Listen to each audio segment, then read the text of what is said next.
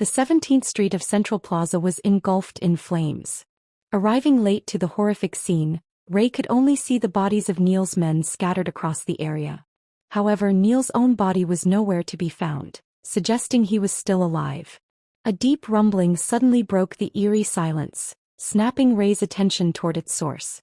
Realizing the direction it came from, he took off running, pushing his exhausted body forward toward the tent. But what awaited him there was yet another dreadful sight: the remains of someone lying near a towering golem. Filled with rage, Ray ignited his sword with flames and lunged at the monster. But the golem's sharp instincts kicked in.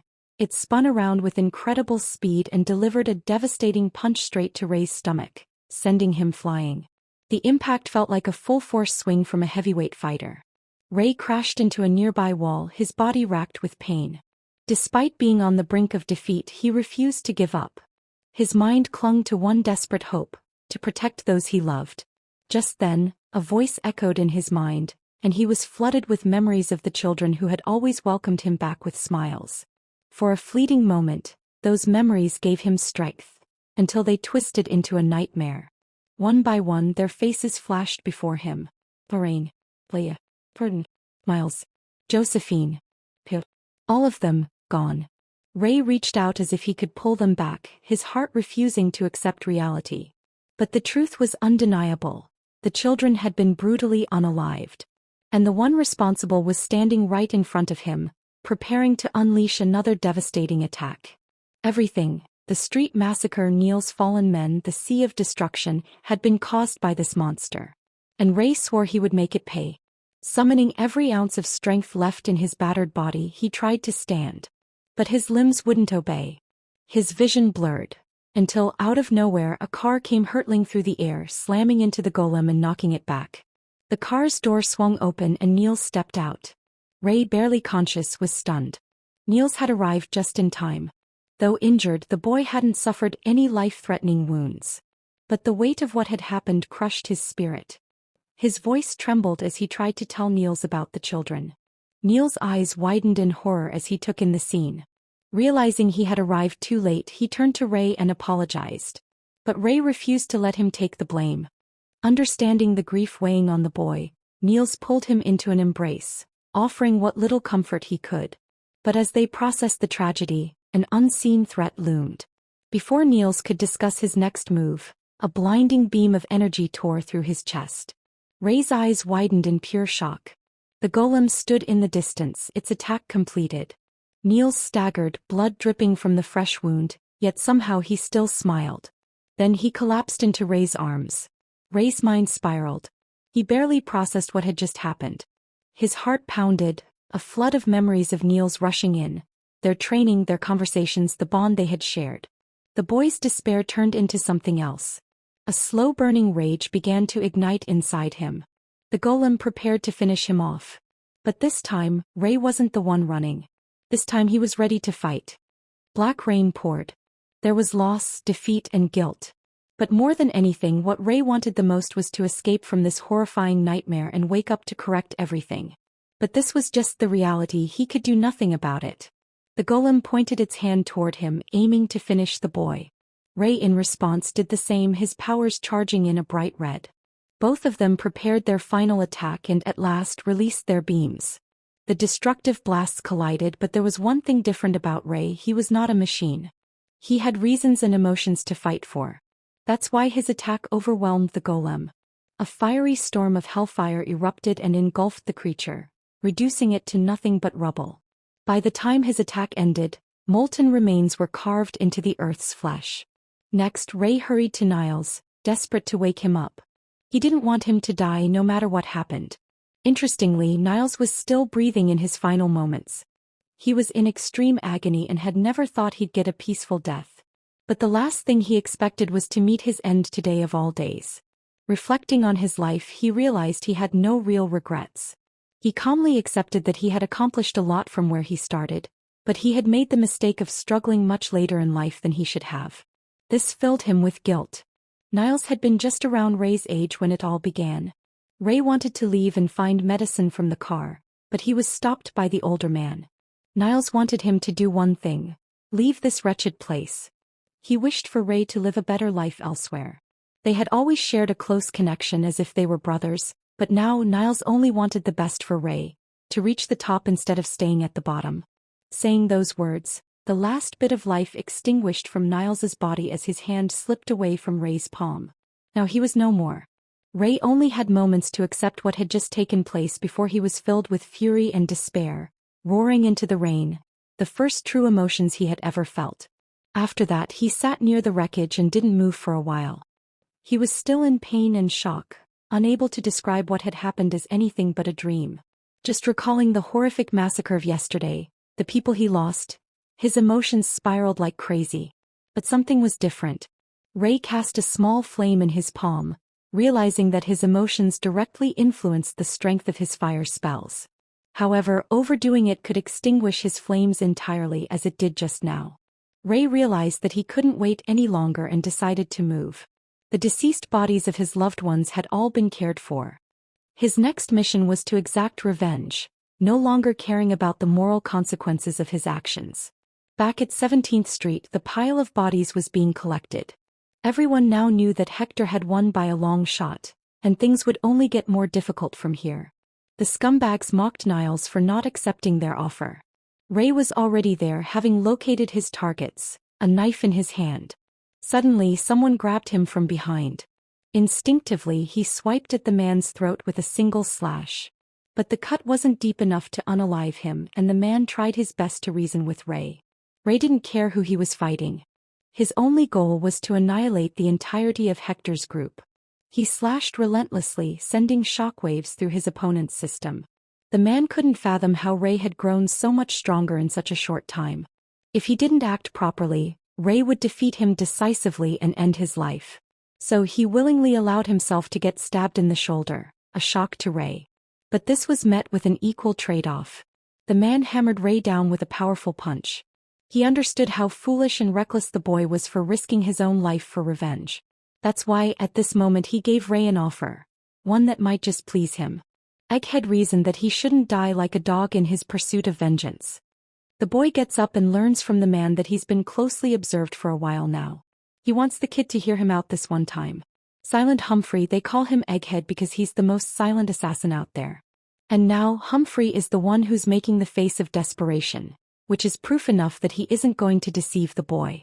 Ray accepts hearing him out and learns that Humphrey wants the kid to leave the sector. His reason is to find the man's brother whom Hector sold off in the City of Mages.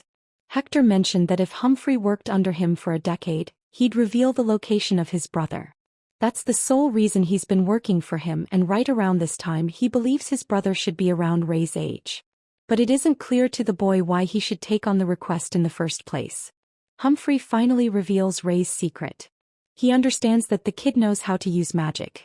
It comes as a shock. But Humphrey continues that he was certain after seeing his fight in the warehouse. Despite the boy's small use of magic right now, it still won't be enough to defeat Hector as he stands.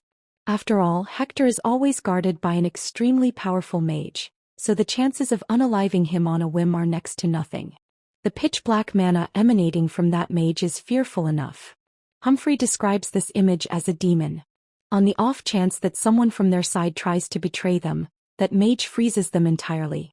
Humphrey vividly recalls a guy suffocating to unaliving with a bowl of water placed around his head. That mage is just too powerful, extremely powerful. Ray can't deny Hum's rationale. After all, he's yet to learn magic and only used it by what he assumed was right. The City of Mages is near the upstream of the Elton River, and only mages are allowed to step foot inside. Humphrey gives the boy all the saved-up money he collected over his life, along with information on his brother's personality and characteristics. Ray is shocked that he's being entrusted with the money. After all, he could always betray Humphrey. But after seeing the boy for a while, this guy knows that the kid is one to maintain his promises, and he's seen enough from the boy to conclude that he can easily advance to a higher-level sector. Humphrey supports Ray the same way Niles once did. He insists the boy hurry and come to a decision as they have little time. Ray makes up his own condition. He wants Humphrey to properly take care of the corpses at the underpass, and then he'll search for his brother. It's an easy deal and Humphrey easily accepts. Ray decides to go, claiming that he'll return in one piece. As the one piece is real. Ray ran as fast as he could to ensure no one followed him. He arrives before Grandma Viola, tossing her a coin to ask a quick question. The granny happily inquires what the boy asks of her. Ray wants to confirm if the story about the rainbow is true or not. He wonders if he'll finally be able to make a wish upon encountering a rainbow. Ray dives into an old memory that he shared with one of the underpass kids. He joyously talked about the tale of the rainbow and how anyone would be able to make a wish if they found the point where a rainbow touches the ground. Ray thought about it with seriousness for some reason, and that leads to the current day. The granny concludes that rainbows do exist, even if the wishing aspect is ignored. The boy senses that there's no hesitation in her. Mana always remains a clear purple like always. The kid remembers when he asked Humphrey, who was reminded of the time he was asked about a rainbow from a kid too. That same mage was also looking for a rainbow, which also means they have proof of their existence. The boy questions Viola if he will be able to resurrect the day upon discovering the rainbow's end. Instead of giving him a clear answer, she ambiguously states that anyone can make any wish come true, so maybe it's true. Does it feel like the granny is gaslighting him here? Because I really can't tell. What do you guys think? Viola claims that rainbows are hard to find and nobody knows where they are, but her answer is enough for Ray, who leaves and departs. Viola has a request to find a new place anyway. Ray is now on the outskirts of Sector 50. He's observing the coordinates that Niles wrote down. Reading them, he locates the vehicle Niles prepared, a 4-seater sedan just in case. The boy reaches for the door handle when one of Hector's lackeys comes out to catch him. He wonders if Niles gave him an order to retrieve the car, and just to mess with the boy's emotions, he provokes him by asking about Niles' emotions. Ray was confident that he wasn't being chased by any more of Hector's men, but it turns out that one caught up to him regardless. He can't waste time and clutches the door handle to get inside. The man bolts at him, and before Ray is about to close the door, the man catches it open. He roars at the kid to open the door. Ray already exhausted much of his mana, so his strengthening magic isn't working wonders here. He forces a fire spell, precisely aiming at the guy, into a finger beam before blasting his brains off. He kicks the corpse away and steps on the pedal full speed. Ray is finally going to experience what life is like outside of Sector 50. Having arrived someplace far away, the kid comes to a stop before inspecting the car's trunk. He's rather surprised that Niles was so well prepared that he stashed enough water and food supplies in the back. Still, it's going to come to use since he won't be arriving in the next sector before a bunch of days pass. That night, Ray lit himself a fire and decided that it was important to get more information on magic in the next sector. As for what he knows for certain, Ray understands that there are 2 forms of mana. The first is red mana, which can be used without any preparation. The second requires numerous colors to be utilized all at once. Mana isn't easy to manipulate, however. After channeling certain emotions, he can utilize some of it more easily. Rage is just one example. His activation trigger is Rage for now, and that's how the boy is able to cast that kind of mana. Unfortunately, he has hit his limit. Anytime he loses concentration on his emotions, the mana ends up slipping away. So, he decides to play with the combinations next, forging a bunch of different colors in his palm. The boy observes something interesting taking place before his eyes, but unfortunately, nothing becomes a product of this combination of mana. Certain types repel each other, and combining colors requires immense effort, which also takes a toll on his mental energy. But in response, some combinations work well in unison. He wants to play around with the experimentation for now. It wasn't as needed before, but his circumstances are now different. Ray has got every reason to do so. In order to get what he wants, he drives around before coming to another stop the next day. Today he was able to play around with a bunch of different combinations to cast ice, wind and earth-type magic. The boy wonders if he can utilize mana inside his vessel and then use it whenever needed. It would make his conjuring process a lot easier if that happened. It's kind of like mana circles surrounding a mage's vessel. Ray is ready to find something like that after he reaches Sector 49. As for Sector 50, let's see how things are holding up near the bridge. Hector's men are searching around, but they found no traces of the golem. Hector suddenly orders one of them to hold the end of his cane. This guy is sweating bullets while apologizing to his master for failing the task. But Hector is shown to be a very no-nonsense guy who doesn't like men that fail him. The poor guy taps the end of his cane before his hand experiences a jolt of electrifying pain. He is quickly turned into a block of ice as an example for others. Hector then pushes the statue down, calling him a useless piece of trash. Another one of his men reports that they found traces of the golem around the area. Hector is intrigued to find that there's a certain kind of mana lingering in the air. That means some powerful magic was used. He could also sense mana lingering from nearby. When he goes up to inspect the traces, Hector asks his men if someone actually lived here. The underling reports that a bunch of street children lived here. Orphans that are probably no longer here to avoid war. But Hector is shocked. He can't stomach the thought of an orphan using such magic. The very thought of it makes him succumb to maniacal laughter. The fact that one boy was able to conjure powerful magic and its configurations all by himself. The very thought of it seems impossible. So he clings to a more reasonable theory that another mage must have come here to destroy the golem. He wants his men to investigate what happened. Underneath, some part of Hector thinks that if an orphan kid did pull off the impossible, then that boy must have the potential of a genius archmage and could become a force to be reckoned with. It's about time, but finally Ray has arrived in Sector 49. Before arriving in Sector 49, Ray had a final conversation with Niles before his passing. During their talk, he learned that Sector 42 was in a similar state of chaos but was significantly larger, with taller buildings and streets. However, as one traveled upstream, the sectors experienced notable changes. Sector 49 was no exception. Stepping into the new sector, Ray was immediately struck by its vastness. He also noticed something unusual. There were no golems in sight. This made him wonder if they only resided in Sector 50. As he moved forward, he overheard people discussing their daily lives. Upon reaching 36th Street, he confirmed that this sector had far more streets than his previous one.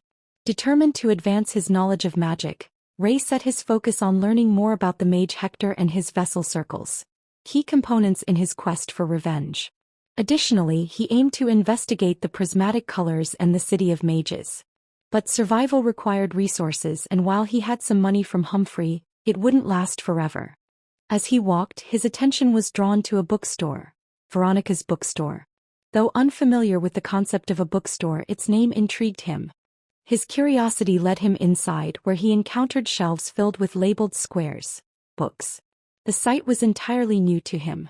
Recalling a past conversation with Niles, Ray remembered learning how to read, albeit roughly. This newfound knowledge fueled his eagerness to explore.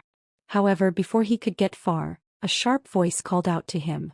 A red-haired girl confronted him, accusing him of breaking a window and stealing books. Again. Her frustration was evident as she scolded him for returning to steal from her. Ray, confused by the accusation, observed the shifting colors of her emotions. Excitement, joy, discomfort, and annoyance, all colliding at once.